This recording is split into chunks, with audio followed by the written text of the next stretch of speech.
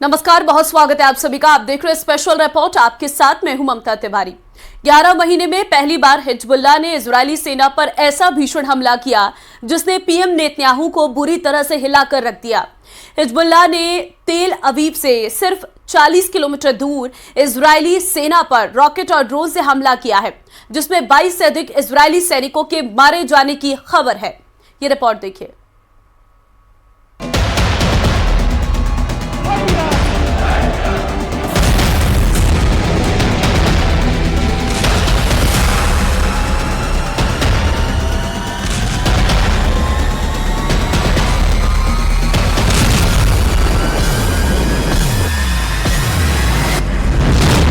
Hezbollah का operation अरबाइन, मारे Israel के 22 सैनिक।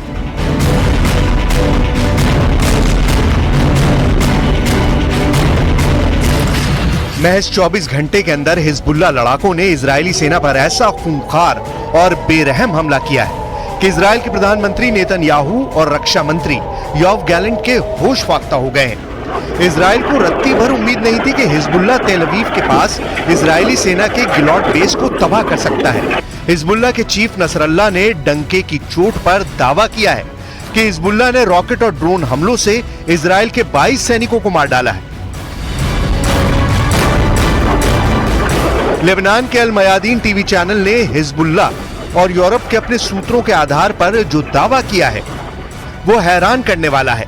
लेबनान के अल मयादीन टीवी चैनल के दावों के मुताबिक इजराइल पर हिजबुल्लाह ने 2 चरणों में हमले किए हैं। हम आपको एनिमेशन के जरिए समझाने की कोशिश करते हैं कि आखिर हिजबुल्लाह ने इजरायली सेना पर इतना बड़ा हमला कैसे किया है।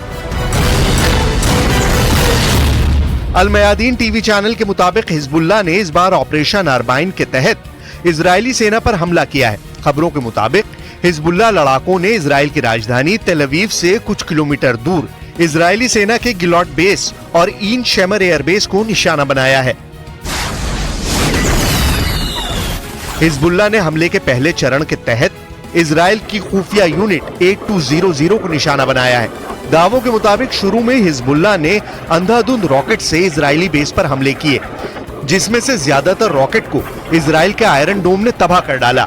हिजबुल्लाह का दावा है कि ऐसा उसने जानबूझकर किया था ताकि आयरन डोम की प्रतिरोध की क्षमता को खत्म किया जा सके। इसके बाद हिजबुल्लाह ने इजराइल के गिलॉट बेस पर दूसरे चरण का खौफनाक हमला किया।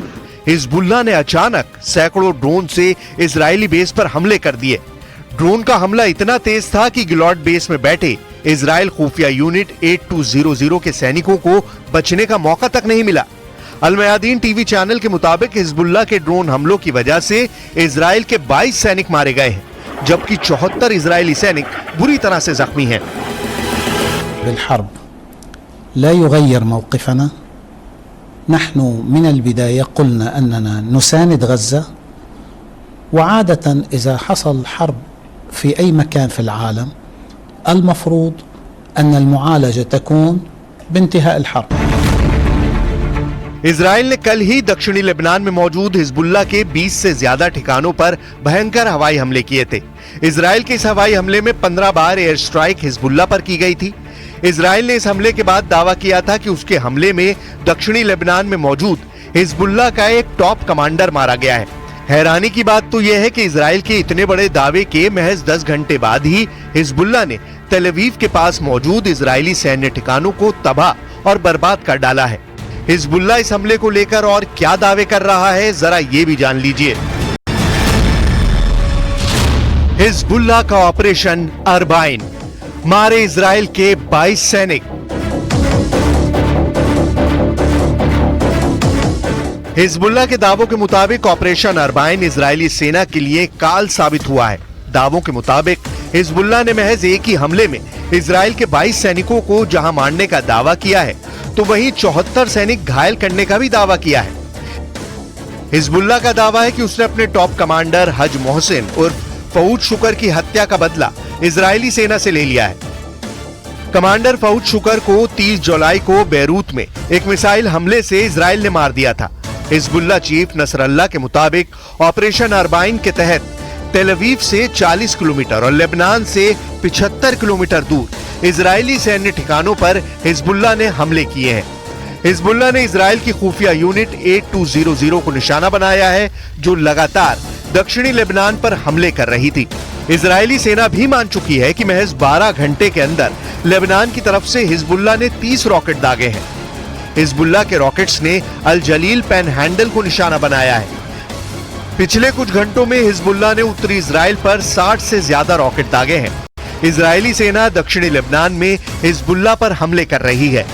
इजरायली सेना के मुताबिक उसने हिजबुल्लाह के जैबकिन कलेले के बाहरी इलाके रशाया अल फकर और येटर पर हवाई हमले किए हैं, जबकि एक इजरायली टैंक ने कफर चौबा अल खियाम पर भयंकर हमले किए हैं। इसके अलावा इजरायली सेना ने अल वजानी पर भी हमले किए हैं। לפנות בוקר אנחנו זיהינו היערכות של חיזבאללה לתקוף את ישראל. בעצה אחת עם שר הביטחון והרמטכ"ל, הנחינו את צה"ל לפעול באופן יזום להסיר את האיום. צה"ל פועל מאז בעוצמה לסכל את האיומים. הוא חיסל אלפי רקטות שכוונו לצפון הארץ, הוא מסכל גם איומים רבים אחרים, פועל בעוצמה גדולה, הן בהגנה והן בהתקפה. हिजबुल्लाह को कमजोर समझना शायद इजरायली सेना की सबसे बड़ी भूल साबित हो चुकी है। इजरायली सेना बेशक गाजा के साथ साथ लेबनान पर घातक हमले कर रही हो, लेकिन खुद इजरायल के टॉप सैन्य अफसर चेतावनी दे रहे हैं कि हिजबुल्लाह को हमास समझना इजरायली सेना की बड़ी भूल साबित हो सकती है। हम आपको इजरायल के Israeli reserve major general Yitzhak Brik के बयान और चेतावनी दिखाते हैं, जिसमें वो साफ साफ संकेत दे रहे हैं कि हिजबुल्लाह के सफाए के चक्कर में कहीं इजरायल का ही सफाया ना हो जाए।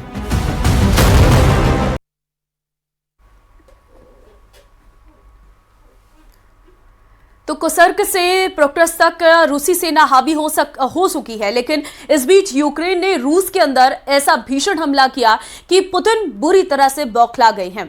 खबर आ रही है कि यूक्रेन ने रूस को उत्तर कोरिया से मिली मिसाइलों को उड़ा दिया है और इस हमले के बाद से पुतिन ने नेटो को साफ धमकी दी है कि अब रूस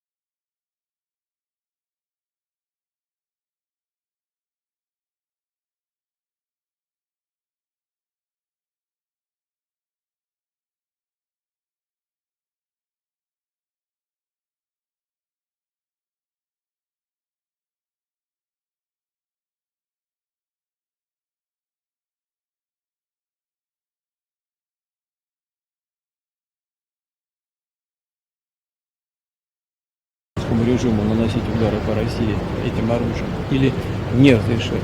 Речь идет о том, чтобы принять решение о том, что страны НАТО напрямую участвуют в военном конфликте или нет. Если это решение будет принято, это будет означать не что иное, как прямое участие. लंबी दूरी के मिसाइल से रूस पर हमले की तैयारी।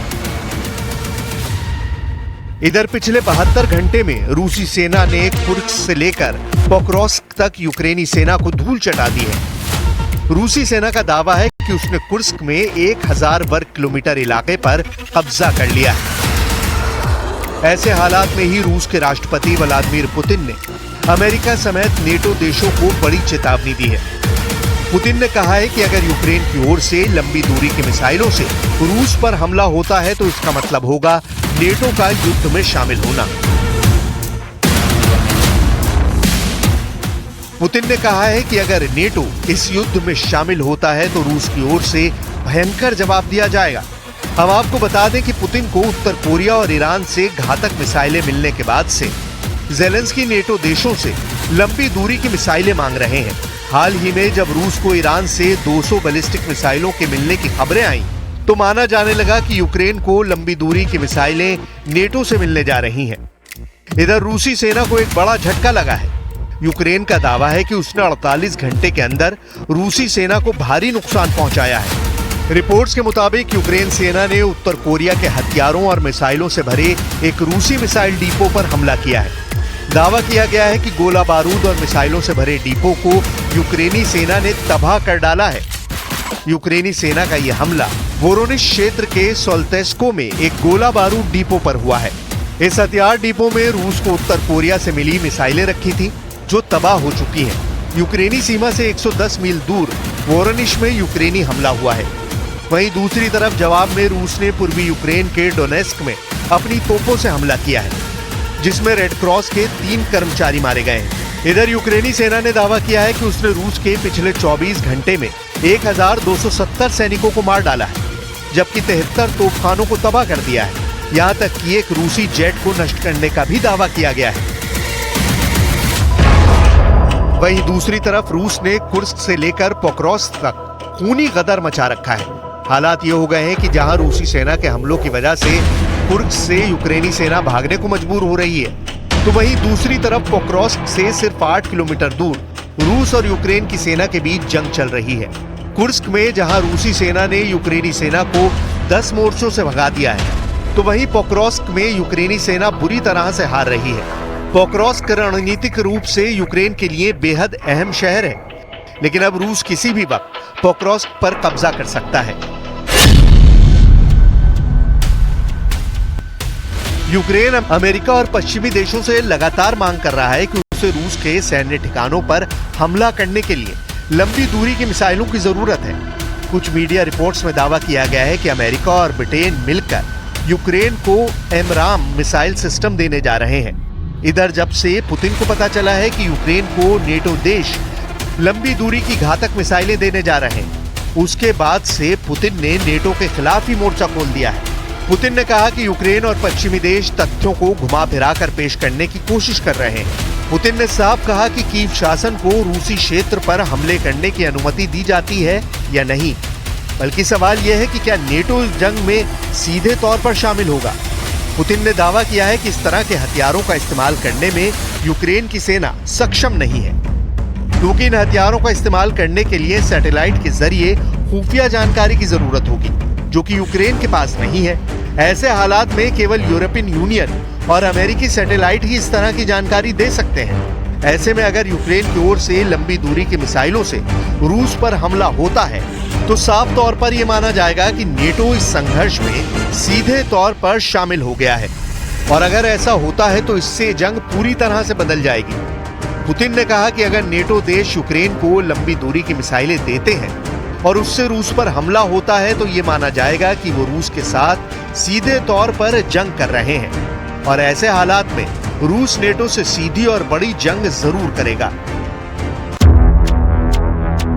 जरा पुतिन के साथ मौजूद इन राष्ट्र प्रमुखों को गौर से देख लीजिए। ये वो लोग हैं जो रूस के साथ मरते दम तक साथ देने का वादा कर चुके हैं। इसमें बेलारूस के अलेक्जेंडर लुकाशेंको, कजाकिस्तान के कासिम जोमार्ट टोकायेव, किर्गिस्तान के सादिर झापारोव, आर्मीनिया के निकोल पशिनियान, उज्बेकिस्तान के शौकत मिर्जियोयेव और क्यूबा के मिगुएल डियाज कैनेल मौजूद हैं। ये जंगी टीम मॉस्को में पुतिन के साथ बड़े युद्ध की तैयारी में जुटी है। 2.5 साल से ज्यादा लंबी जंग में रूस अब यूक्रेनी सेना पर बहुत भारी साबित हुआ है।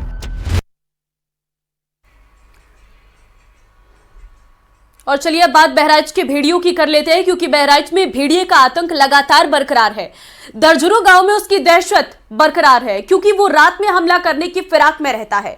और अब आपको बताते हैं कि एक गांव के बारे में जहां भेड़िया बार बार हमला करने आता है। स्थानीय लोगों के मुताबिक बीती रात भी भेड़िया हमला करने आया था। ये रिपोर्ट देखिए।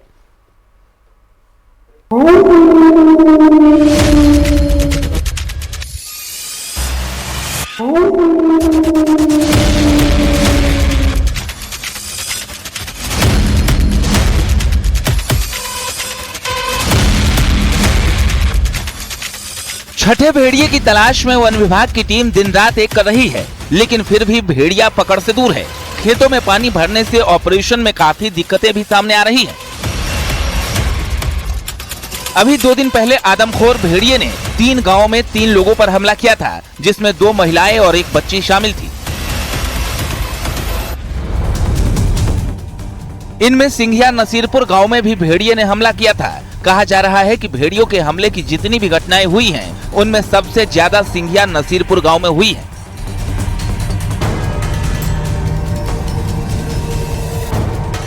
ग्रामीणों ने दावा किया है कि बीती रात फिर भेड़िया गांव में शिकार की तलाश में आया था।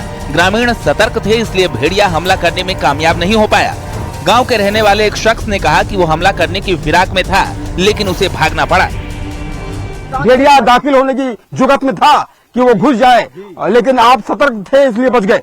सतर्क हुआ था कल साहब भेड़िया आई, अतना सिर है उसका, अतने कान भी हैं, और एक आदमी अगर खेते तो भेड़िया भागते नहीं है साहब। वहाँ खड़ा रहता, जब 2-4 लोग हो तब भागत है। कल कितने बजे की बात है जब आपने भेड़िया का सामना किया? भेड़िया आपके सामने दिखा 10 बजे। 10 बजे में 10 बजे? हाँ 10 बजे। घर है आपका? वो बाहर से सामने जिसमें दरवाजा है घर पर? हाँ दरवाजा सर नहीं, हमें अब बाप हमारे एक्सपायर हो गए, समय पे दरवाजा नहीं लगवा पाए। तो वहीं आप 10 बजे सो रहे थे? हाँ जी सर सोते थे। क्या हुआ? एक इंसान जागता था सर की घर में, फिर बच्चे को उठा ले। एक इंसान जागता है रात में? रात हर घर में यहाँ पर एक इंसान जरूर जागता है कि एक इंसान जागता रहेगा, बाकी लोग सोएंगे। हाँ जब वो जो पहुड़ेगा तब दूसरा इंसान जागेगा। मतलब एक आदमी परमानेंट जागता है रात में, उसकी ड्यूटी लगाते हैं। टॉर्च लगा कर देखा? तब सर भगत ना रहा, एक इंसान से भगत ना है। तो टॉर्च की रोशनी जब डाली तब भागा ये? तब भागा, जब 2 बंदे भी तब भाग कहेंगे।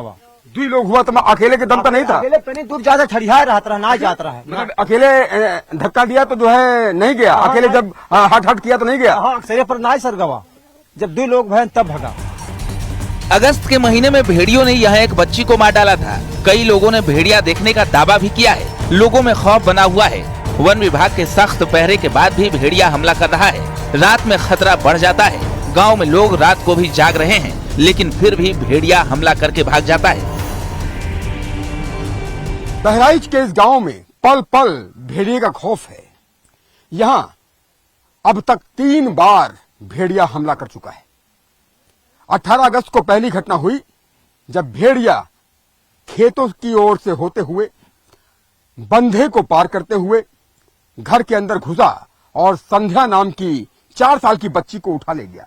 इन्हीं खेतों से होते हुए भेड़िया आया और इस बंधे को पार करते हुए, ये जो सामने आप घर देख रहे हैं, इसी घर में तब दरवाजा नहीं था, अब दरवाजा लग चुका है।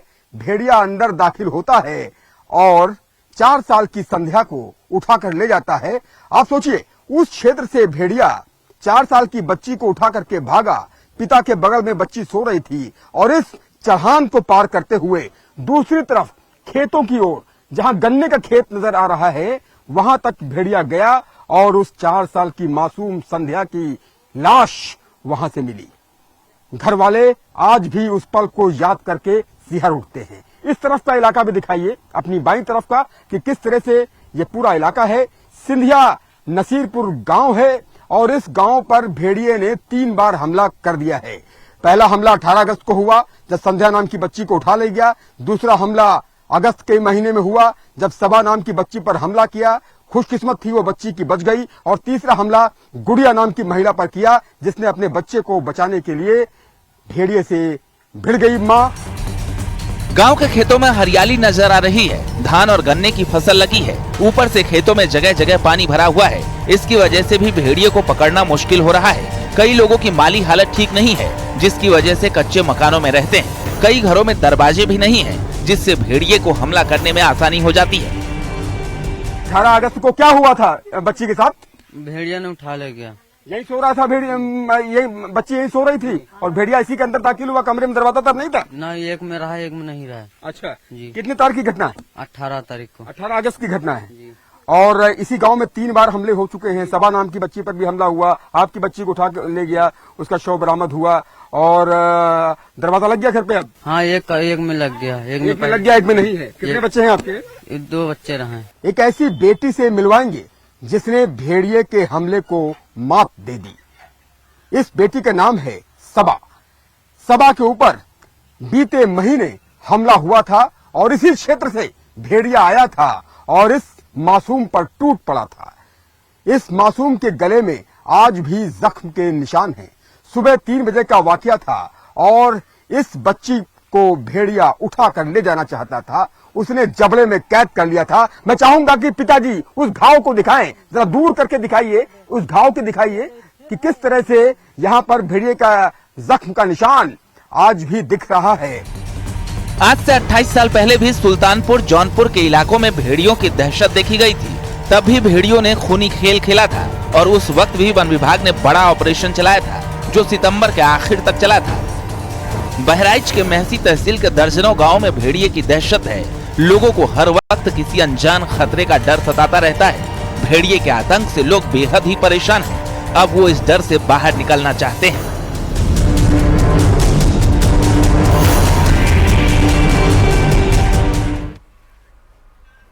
प्रधानमंत्री नरेंद्र मोदी की एक दिलचस्प तस्वीर सामने आई है। प्रधानमंत्री आवास पर आए नन्हे मेहमान की उन्होंने झलक दिखाई है। पीएम आवास में एक बछड़े ने जन्म लिया है और जिसकी तस्वीरें प्रधानमंत्री ने खुद शेयर की हैं। आप जरा इस तस्वीर में देखिए।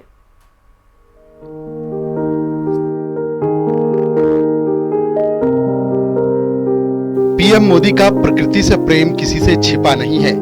वो जानवरों से भी बेहद प्यार करते हैं। पीएम आवास से उनके पहले भी कई वीडियो सामने आए हैं जिसमें वो मोर को दाना खिलाते हुए नजर आए थे।